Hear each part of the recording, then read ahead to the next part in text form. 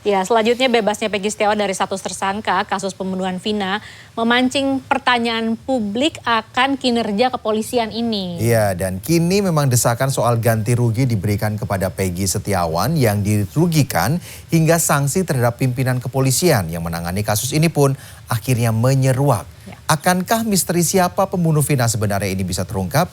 Kita simak laporan berikut ini. Saya tidak pernah melakukan hal itu. Saya rela mati.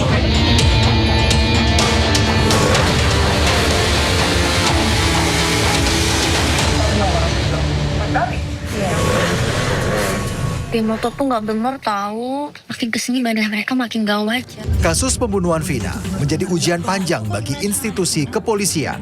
Pembunuhan yang terjadi 8 tahun lalu kembali menyeruak setelah kasus ini diangkat menjadi sebuah film pada 8 Mei. Publik pun mulai membicarakan soal kasus ini termasuk dengan 3 tersangka yang masih buron. Desakan publik yang masif soal kasus Vina membuat polisi bekerja keras mengungkap kasus ini. Hanya selang 13 hari sejak film Vina dirilis, yakni pada 21 Mei, sosok salah satu buron yakni Peggy akhirnya ditangkap di kota Bandung. Saat itu, dalam rilis, polisi menyebut Peggy Setiawan adalah sang buron yang disebut Peggy alias Peron.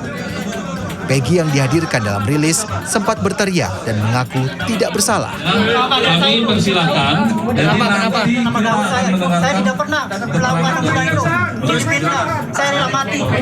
Gerak cepat kepolisian dalam mengungkap kasus ini dengan menangkap Peggy Setiawan justru menambah pertanyaan publik karena dinilai terdapat kejanggalan. Beragam spekulasi muncul bahwa polisi salah tangkap hingga kejanggalan ini bermuara pada sidang pra-peradilan yang diajukan oleh Peggy Setiawan.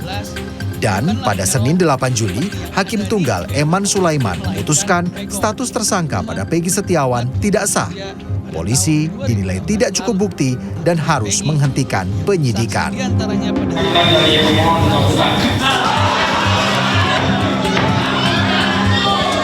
Menanggapi hasil sidang pra-peradilan, Direktur Tindak Pidana Umum Bareskrim Polri, Brigjen Pol Juhandani Raharjo Puro menyatakan polisi akan mematuhi keputusan sidang pra-peradilan dan kasus ini menjadi evaluasi bagi internal kepolisian.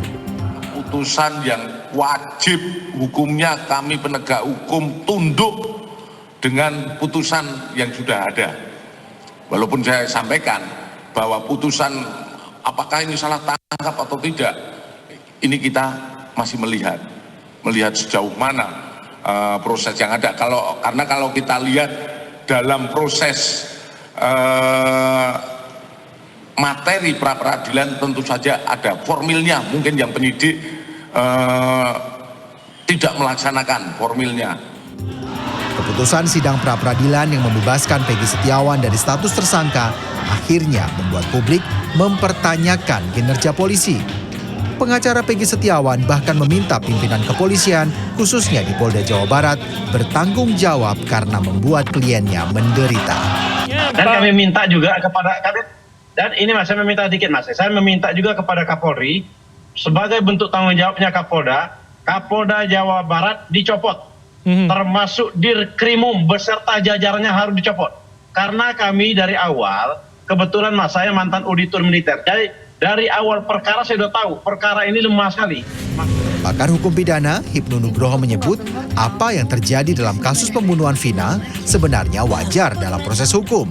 Sidang pra-peradilan adalah kontrol penegakan hukum untuk menghindari peradilan sesat. Pra-peradilan ini saya kira Polda juga sudah bukan suatu kiamat. Artinya Polda tetap punya tanggung jawab mencari 3 DPO itu. Siapa? Nah, itu yang penting. Jadi ini diingatkan, pra-peradilan mengingatkan. Sebab kalau tidak, nanti berpotensi peradilan sesat. Baik. Mistak.